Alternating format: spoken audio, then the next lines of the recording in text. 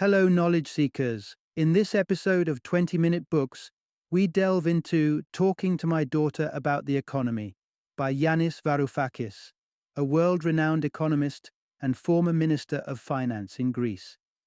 This profound book offers a clear and engaging overview of the complex world of economics, presented in a way that is both digestible and deeply informative. Varoufakis sets out to demystify how economic forces shape our world by addressing the subject in the form of a letter to his daughter. This unique approach not only simplifies abstract concepts, but also highlights the relevance of economics in daily life. Whether you are a political enthusiast eager to understand economic theory, or an everyday citizen looking to engage more deeply with the economic currents that flow beneath the surface of global politics, this book promises to provide valuable insights. Join us as we break down the essential elements of our economic system through the insightful perspective of Yanis Varoufakis.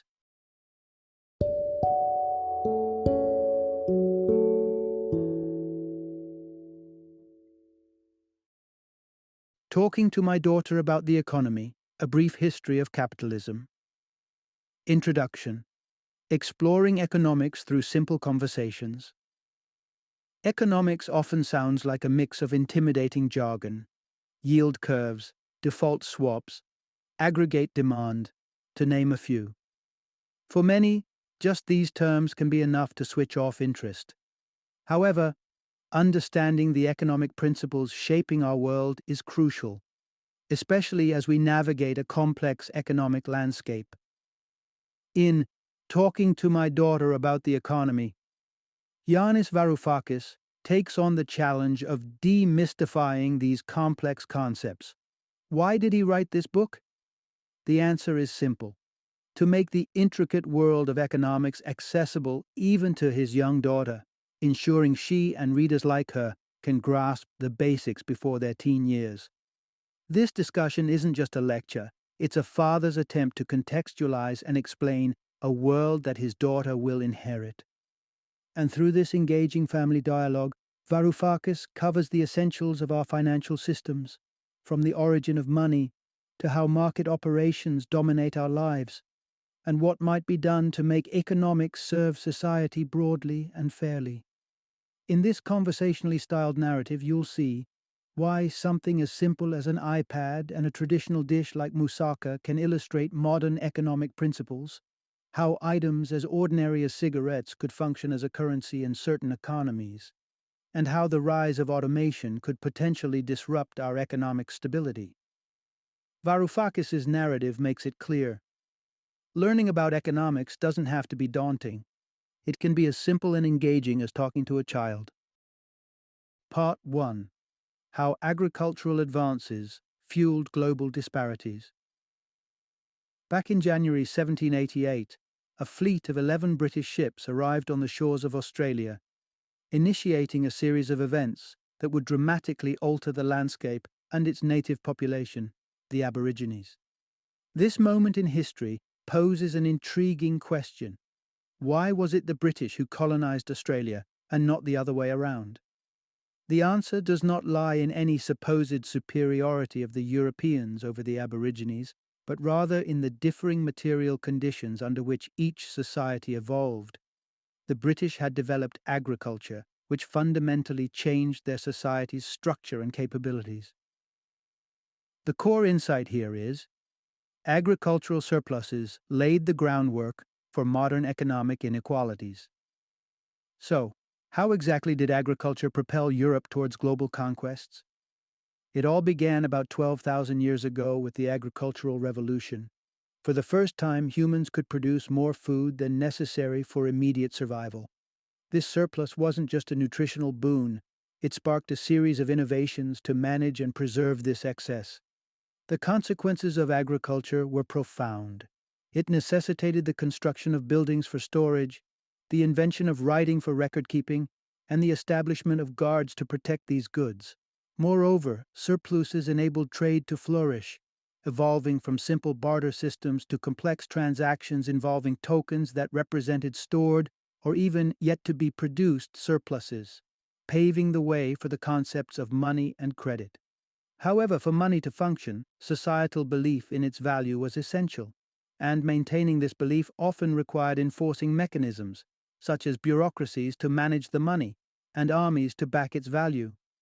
This led to the emergence of a class of individuals who controlled the wealth without directly contributing to its creation, setting the stage for hierarchical societal structures. In sharp contrast, the Aborigines lived in a society where subsistence from hunting and gathering made accumulation of material surplus unnecessary. They developed rich cultural traditions in poetry, music, and myth, but lacked the material means to enforce dominance over others. European societies, driven by their agricultural surplus, developed ideologies that justified their economic and social structures, viewing their advancements not merely as achievements, but as evidences of their inherent right to dominate.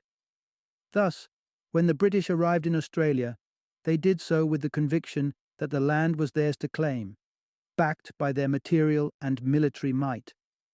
This mindset, shaped by their agricultural past, forged a path of inequality that continues to influence global relations today.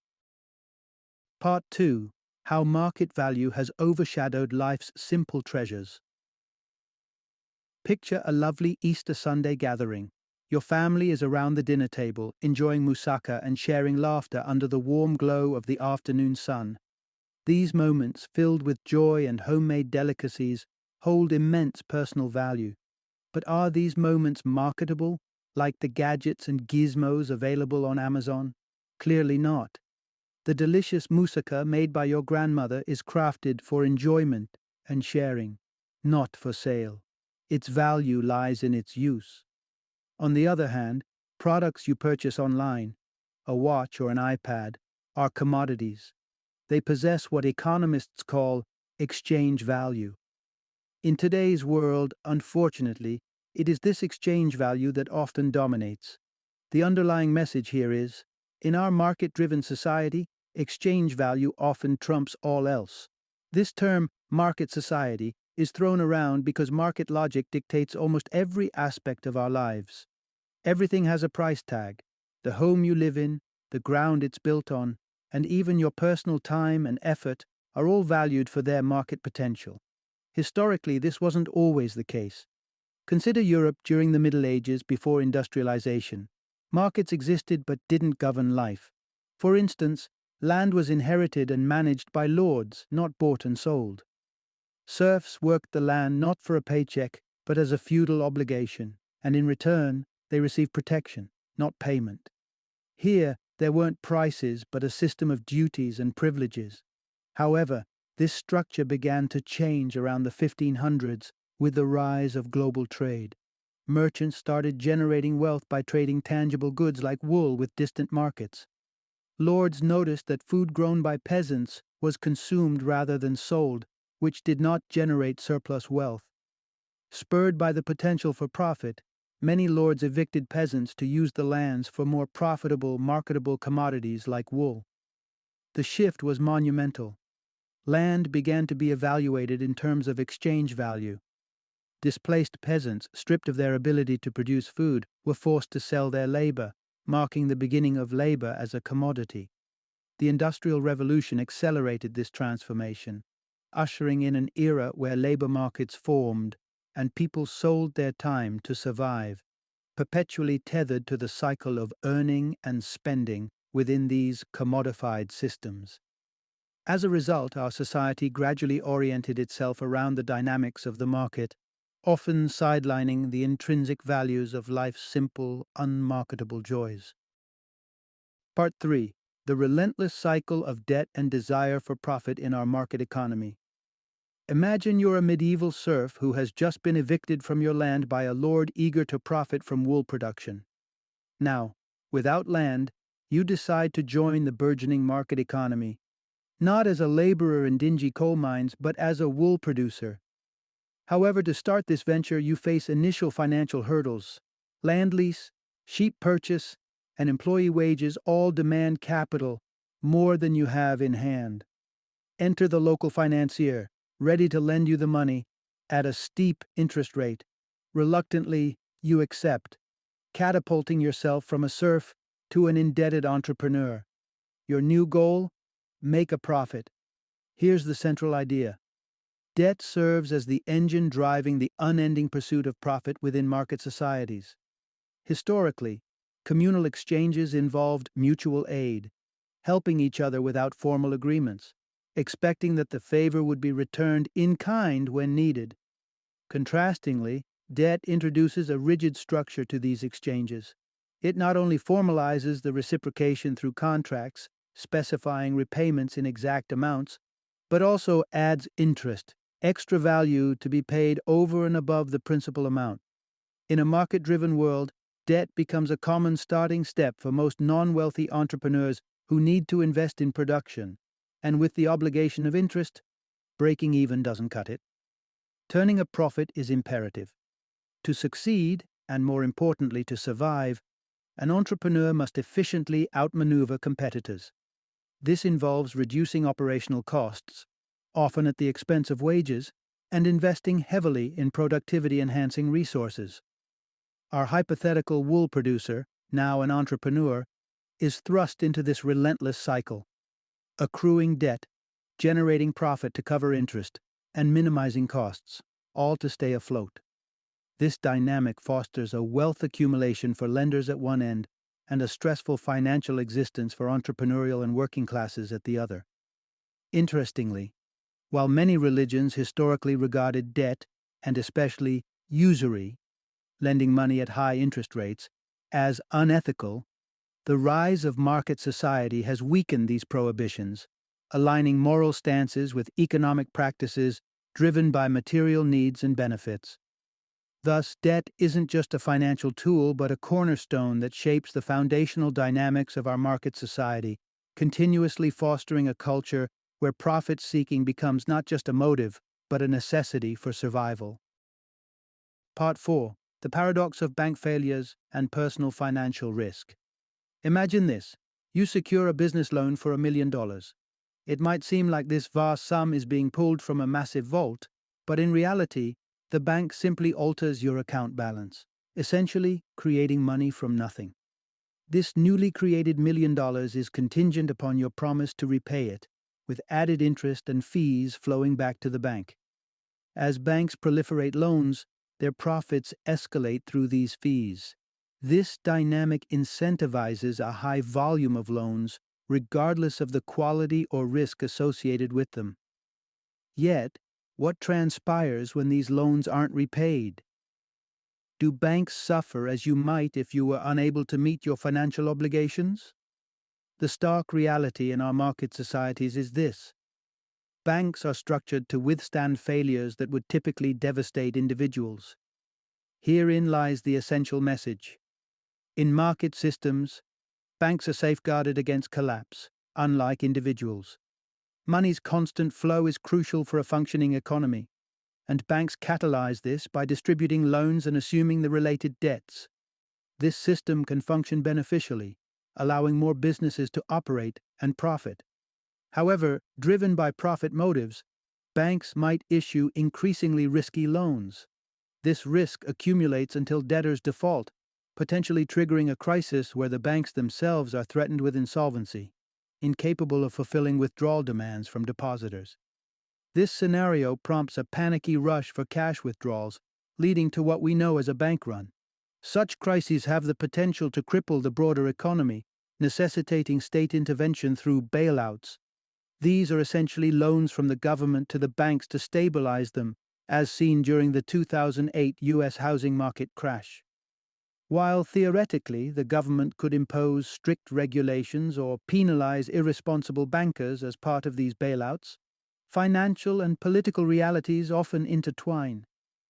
Bankers and financial entities wield considerable influence over political actors through campaign contributions and other means, reducing the likelihood of punitive measures.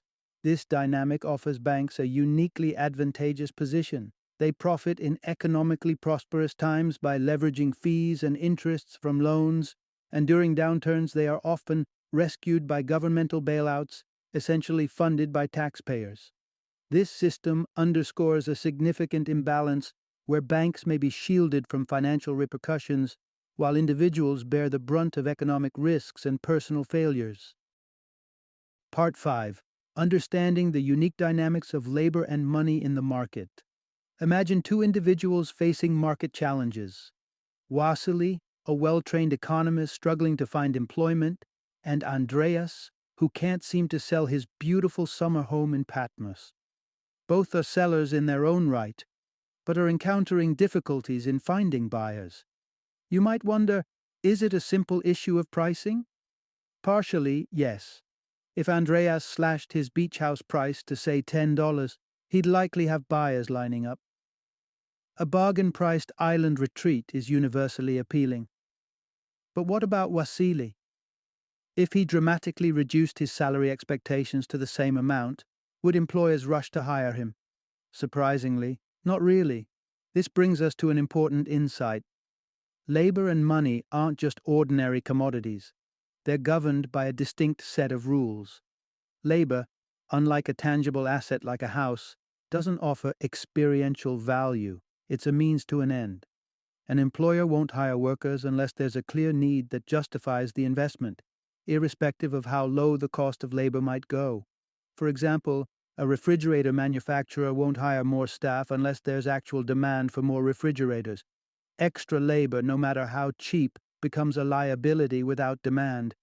Similarly, money operates under special conditions. Money typically changes hands, through borrowing, for instance, not for its own sake, but as a means to generate further income.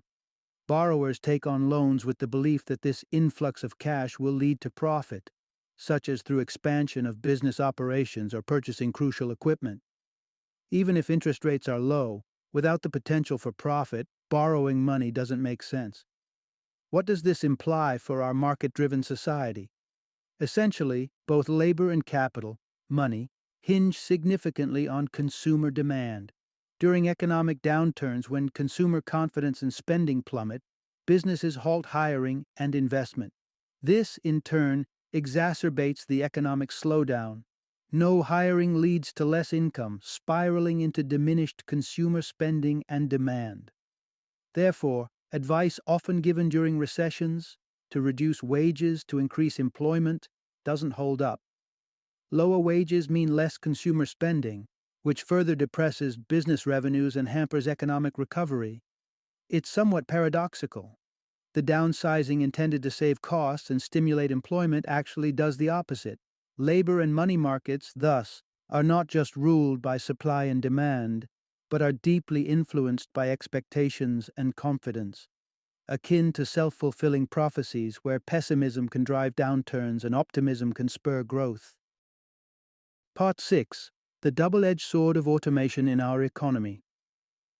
Visualize a time in the early 1800s where your livelihood comes from working in a cotton mill. Suddenly, your world is turned upside down as your employer introduces a steam-powered loom that can outproduce any human effort. You, along with many others, are rendered jobless. Some, in their desperation and anger, resort to smashing these machines, a reaction historically known from the Luddites, a group of British workers who resisted automation by destroying the machinery that threatened their jobs. While often portrayed as antagonists to progress, the Luddites' resistance might have inadvertently delayed economic recessions spurred by rapid technological advances. Here's the crucial takeaway. In market-driven societies, increased automation isn't necessarily a universal solution. The allure of automation from a business perspective is quite clear. It promises reduced production costs and increased profits. For instance, replacing human laborers with a machine in a fabric factory slashes payroll expenses significantly, initially boosting profitability. However, this is only a temporary advantage. As competitors adopt similar technologies to cut costs, a cycle of price reduction and further automation ensues, driven by the need to stay competitive. This relentless pursuit of efficiency, driven by automation, often culminates in products becoming exceedingly cheap. While this might seem beneficial, it can destabilize the economy. The reason is that as more jobs are automated, Fewer workers receive salaries to purchase goods like fabric. Thus, despite lower production costs, the purchasing power of consumers diminishes, brewing a potential market collapse. Yet, this scenario isn't an inevitable outcome of automation. The prevailing system, where profits from automation flow exclusively to a select few, exacerbates economic inequality and instability. If, however, the benefits of automation were distributed more equitably, say if workers or community members owned shares in the automated enterprises, profits could be shared amongst those displaced by machines. This would sustain consumer purchasing power and avert potential market crashes. In such an inclusive setup, even as automation displaces traditional jobs, it could also foster a new type of economy where profits generated by increased efficiency benefit everyone, not just the owners. This approach keeps the economy dynamic and stable, ensuring that automation serves as a tool for collective advancement rather than a catalyst for economic instability. Part 7. Democratizing Money, the Political Underpinnings of Currency Value. Consider the diverse mediums of exchange humanity has utilized throughout history. From gold and shells to banknotes and coins, the items we've chosen to symbolize value are varied. During World War II, in POW camps, cigarettes emerged as an improbable form of currency.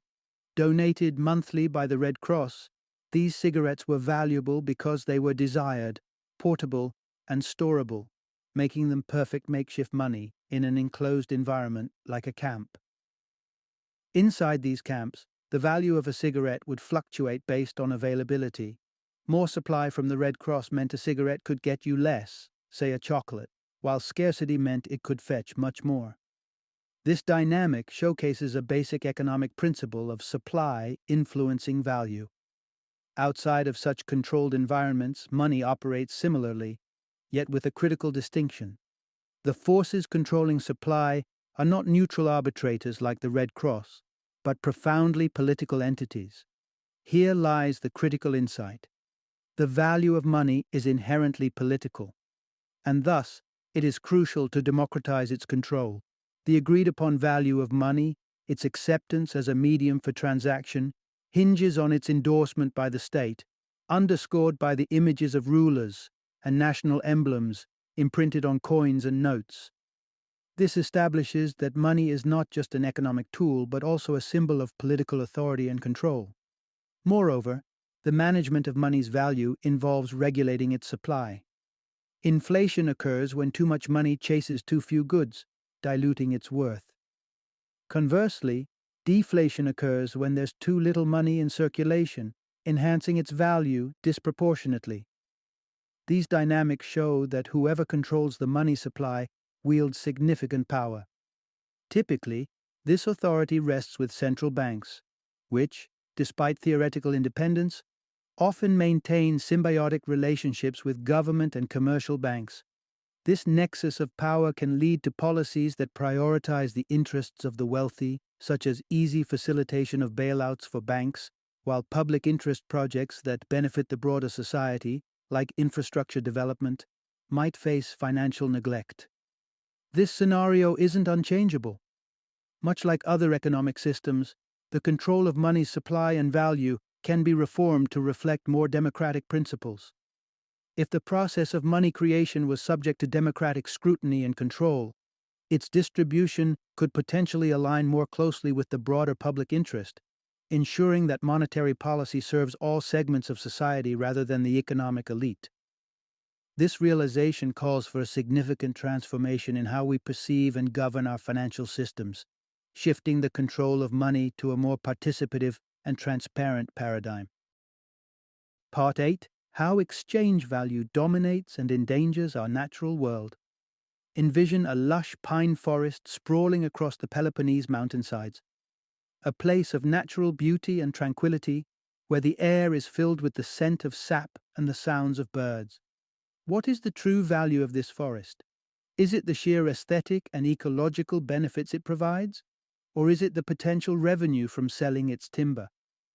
Regrettably, within our market-driven society, it's the latter that often takes precedence. Forests and other natural resources are predominantly seen through the lens of potential profit. They are assessed not for their intrinsic or ecological worth, but for their exchange value, the price their commodified elements can fetch in the market. Herein lies a profound issue. Our society's fixation on exchange value is jeopardizing the planet. This relentless pursuit compels businesses and individuals to maximize commodity extraction and sales, often overlooking sustainability. This can be seen in practices ranging from rampant deforestation to the unsustainable mining of minerals and burning of fossil fuels, each contributing to environmental degradation. Is there a way to halt this ecological destruction? Several strategies might help. One method involves implementing laws that recognize and protect the intrinsic value of ecosystems, as Ecuador has attempted by recognizing the rights of nature in its constitution. However, such legislative efforts are sporadic and often countered by powerful business interests. Alternatively, assigning a monetary penalty to environmental harm, such as a carbon tax, proposes that businesses pay for the right to pollute. This model aims to reduce emissions by making pollution costly. However, the effectiveness of this strategy depends heavily on rigorous implementation and enforcement, elements that can be compromised by the very governments that rely on corporate support. Perhaps a more radical yet necessary approach would be to democratize control over natural resources. Instead of a few wealthy executives deciding whether to drill for oil or invest in renewable energy, imagine if the broader community had a say. People affected by environmental decisions, like those in coastal areas facing rising sea levels, could collectively opt for sustainable practices over destructive ones. By shifting decision-making from a handful of profit-driven entities to a more democratic and community-focused approach, we might find a path that values our environment, not just for what it can be sold for, but for what it truly is, vital to the health and future of our planet and its inhabitants. This communal involvement could steer us toward a future where the market serves the planet rather than exploits it. Final summary. The essence of our modern global economy can aptly be characterized as a market society, a realm where the forces of the market pervasively influence nearly every aspect of life. In this context, everything from precious natural resources to human labor is commodified, assessed primarily for its potential to yield profit. This treatment extends to time, effort, and even environmental elements, all viewed through the lens of economic utility. Yet, it's crucial to recognize that this system is neither natural nor inevitable. Its prevalence is the result of specific historical, political, and economic decisions that have prioritized market values over others. By re-examining and potentially restructuring ownership models and value systems, we can steer the economy toward principles that emphasize democracy and fairness. This shift entails redefining what we value, not just in financial terms, but in terms of community well-being, sustainability, and ethical governance. By reshaping these fundamental aspects, we pave the way for an economic system that aligns more closely with democratic ideals, ensuring that the economy serves the broad society rather than the select few. This reimagined framework can foster an environment where the market is a tool for public good, not a governable force dictating the limits of possible societal achievements.